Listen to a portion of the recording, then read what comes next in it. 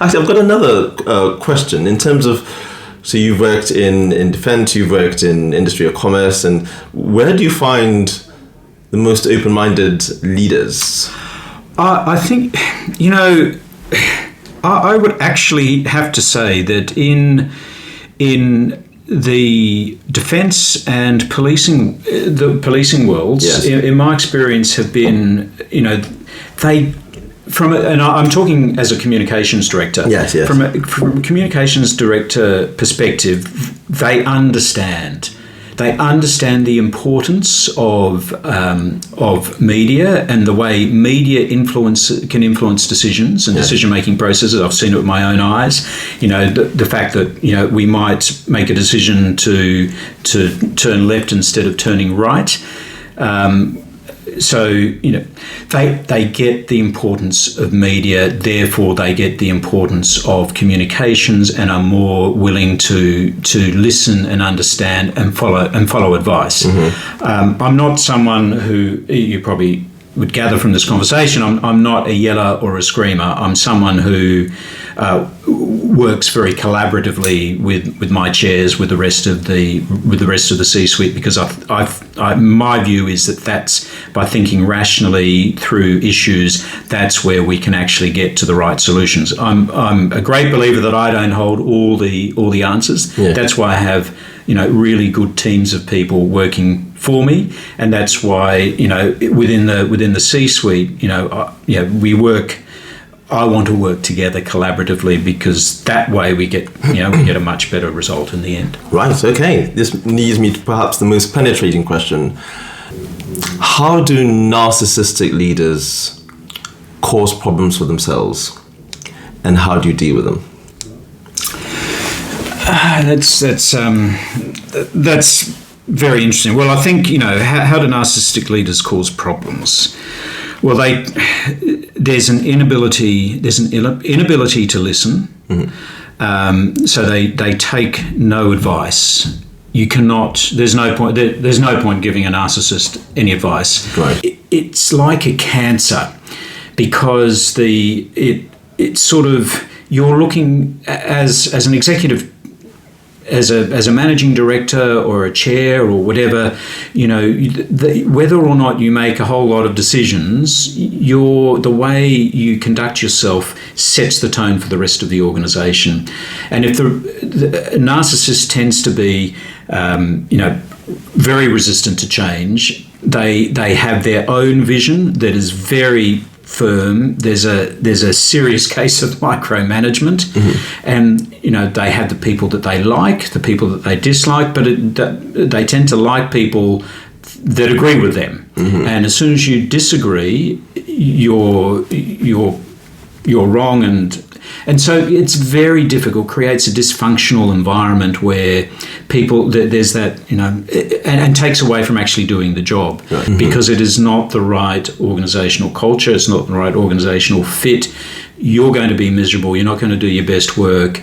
And it's actually, reputation is what we have. It's almost all we have. Yes. That takes you on to the next. So you need to protect that, so there's really only one one decision to make. If I was to make the inference that companies with I'll have probably more to say about this than you, but companies with a higher turnover of executives have reflect poorly on the leadership style. If I was to throw that out there as a comment, would you agree or disagree? I would agree, and right. And you see it in in multinationals around the world. I can think of an Australian, an Australian a large Australian company, mm-hmm. And reading in the paper, on a regular basis, there are stories about the turnover of this particular mining company, and questions about its leadership, yeah. And because people, you don't want to leave. You start to create friendships, you start to understand the organisation more, and start to believe in the organisation. You don't, and you can see how you can make a difference. So people don't really want to leave if they. And it's also traumatic, there's a whole lot of uncertainty that comes into your life about, how am I going to survive? Can I survive till I get my next role? Yeah. So people don't want to leave. So if people are leaving, there's an issue there. Yes, that's certainly true. Okay, this is where I hand over to you. Well, I do have a couple of questions, Jana. Thank you. So the first one, if we take a look at the first one, and that's around executive search. Yes. So, I mean, it's always been a bit of a mystery to me how executive search works, and do they actually place people? So what is the future of executive search? And one of the things that I'm particularly interested in is around AI. Yes. It's affecting me in communications. Yes. I think in some ways advantageously, but there's obviously not always. So what is the future of executive search? Executive search is, so I gave a series on this at the beginning of the year, Why Hires Fail, and I talked a lot about the history of executive search. And so basically there's a trajectory which is that leads executive search, I suppose like most other functions, it's going to be more process driven. So we've come from a time post, executive search is quite new. You had the first executive search firm in the 1929, I think in the US. And especially post-war, where you had this rate of expansion and globalization, where executive search was basically professional headhunters, and that was because there was a scarcity of executives, because the organizations, governments were just growing at a pace, and there just wasn't the pipeline, and so the role of an executive search function or firm was to get to the people who were available before your competitors. That's why you hired them. Now it's almost the exact opposite. In almost every function, obviously the new functions that are growing out, AI and CISOs aren't that new anymore, but the world is saturated with executive candidates, right? Where executive search firms come into their own is the ability to find exactly who you want. So they can find someone. If you go to an executive search firm and they give you a recruiter solution, hey, I can give you, if you need a director of comms, hey, I can give you 5 people in, the next 3 days if you need. That's not executive search. That's recruiters recruiting executives. Executive search is mapping. Listen, what type of person do you want? Where are we going to find them? And how do we calibrate that? What do you need? How are we going to create an outreach to these people? And how are we going to assess the candidates? So that's where executive search is now.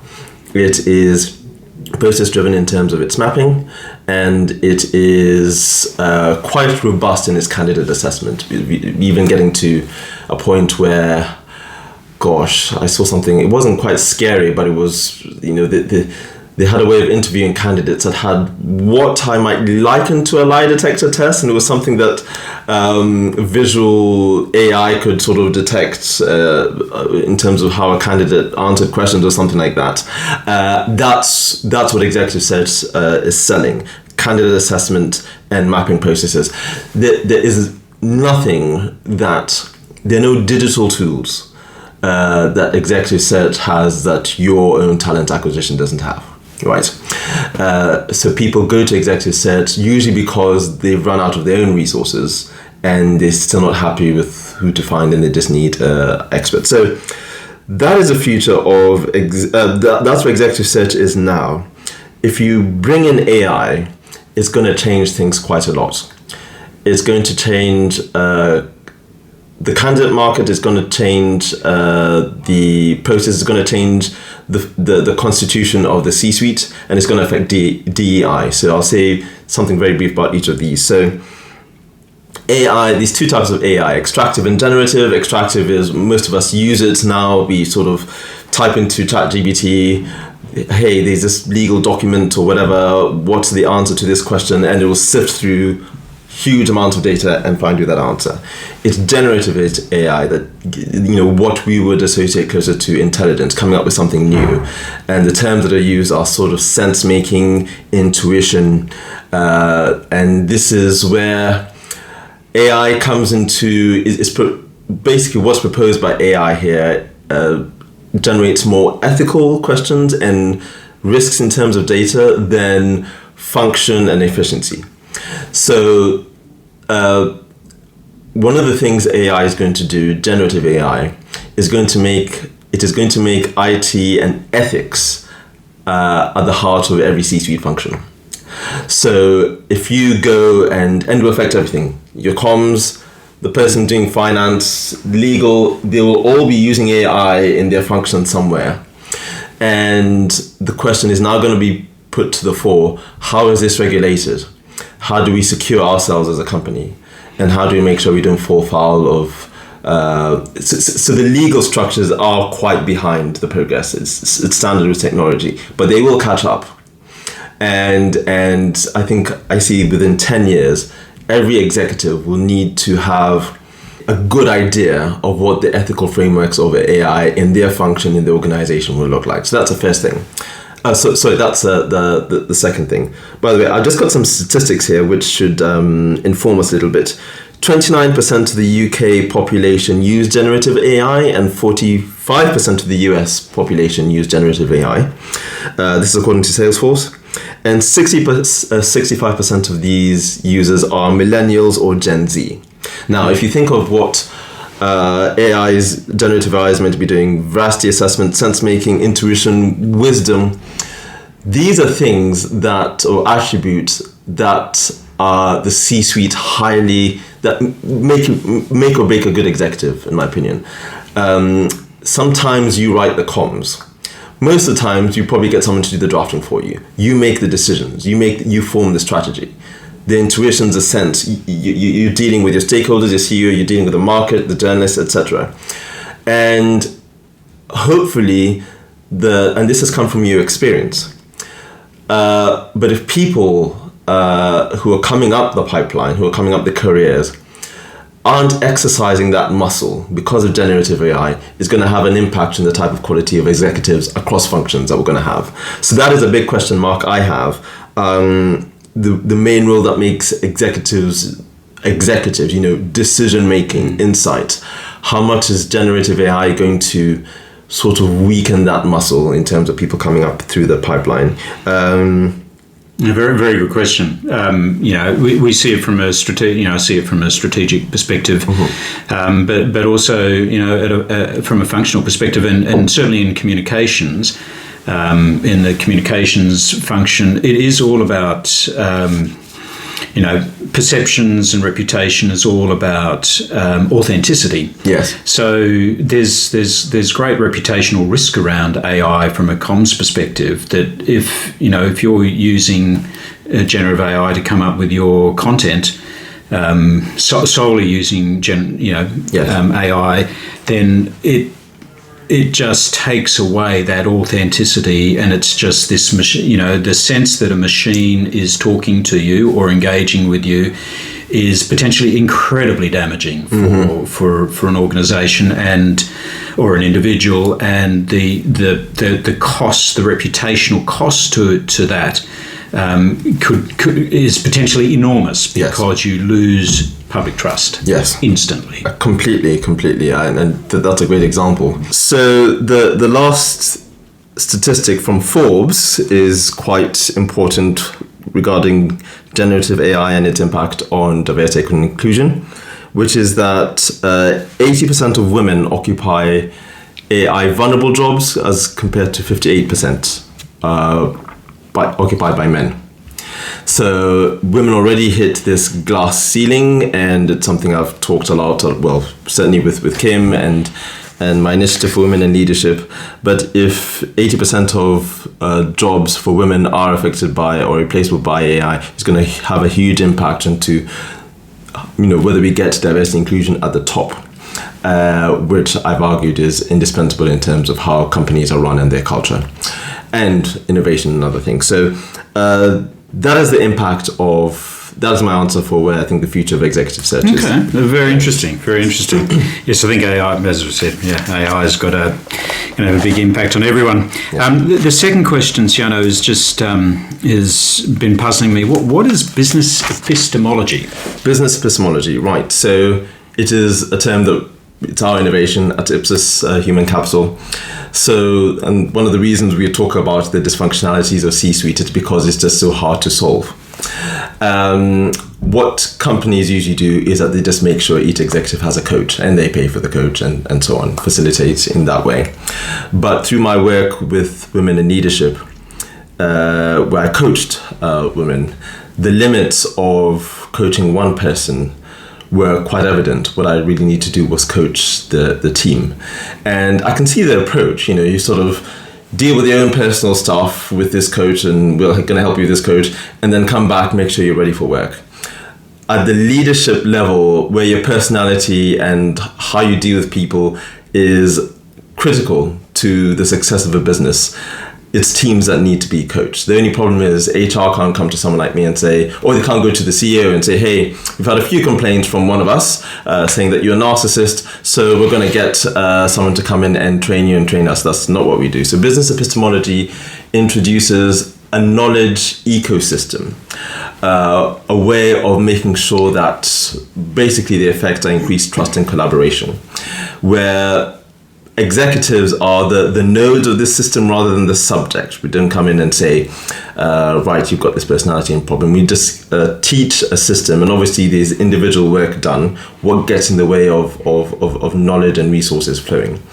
And we basically present, obviously it has to be bespoke, because each C-suite is unique. We basically say, how do we have a winner that everyone wins sort of situation, and that's what business epistemology is. So it's non-threatening, yet it gets to the heart of what so far people have thought are intractable problems at executive level. Very interesting. Well, thank you for sharing. My pleasure. So now that we've come to the end, John, I'd really like to get your opinion on where you think not only the director of comms role, but where you think communication as a function is going. That's a very good question. I think communications as a function will only become more and more important.